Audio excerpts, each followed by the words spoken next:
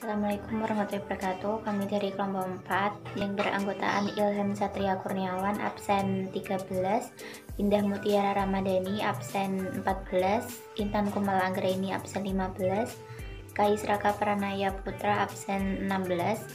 Kami akan menjelaskan tentang kerajaan Mataram Islam di Indonesia yang mencakup aspek geografis, kehidupan politik, ekonomi, dan sosial budaya. Kerajaan Mataram Islam.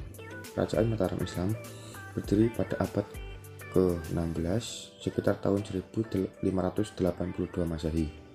Kerajaan Mataram terletak di Kota Gede, sebelah tenggara kota Yogyakarta. Kerajaan Mataram terbentuk akibat dari pemberontakan yang dilakukan oleh Sutawijaya kepada Kesultanan Pajang.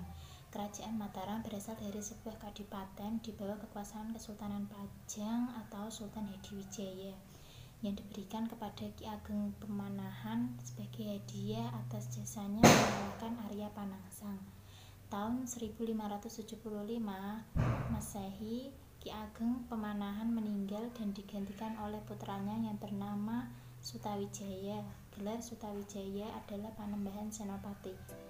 Raja-raja Kerajaan Mataram meliputi Panembahan Senopati berkuasa pada tahun 1584 sampai 1601.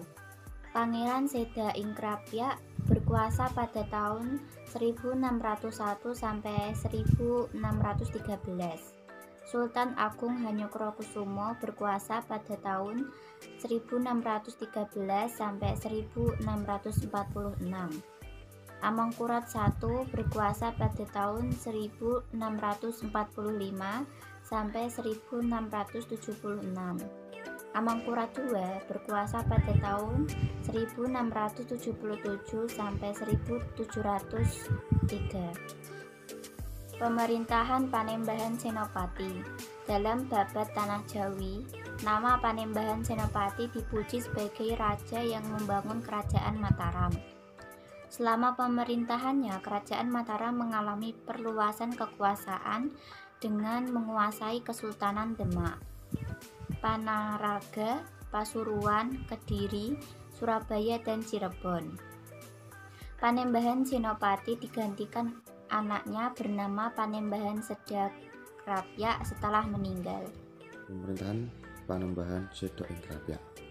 Pada masa pemerintahan Seda Ingkrapyak membangun Taman Danalaya yang terletak di sebelah barat keraton.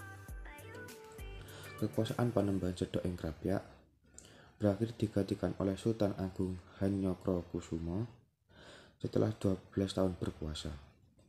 Panembahan Seda Ingkrapyak meninggal di hutan Krapyak ketika sedang berburu. Pemerintahan Sultan Agung Hanyokrokusumo. Pada masa ini, Kerajaan Mataram mengalami puncak kejayaan dengan menaklukkan daerah-daerah di pesisir Pulau Jawa.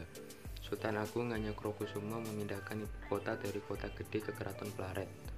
Sultan Agung Hanyokrokusumo dikenal sebagai sultan yang menentang keberadaan VOC yang pada saat itu menguasai Batavia. Pada tahun 1645, Sultan Agung Hanyokrokusumo meninggal dan digantikan anaknya yang bergelar Amangkurat I.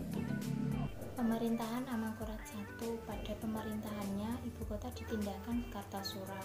Kondisi kerajaan mengalami kekacauan akibat dari permasalahan internal di keraton yang mengakibatkan terjadinya Perang Trunojoyo pada tahun 1674 yang didukung oleh kaum ulama dan bangsawan.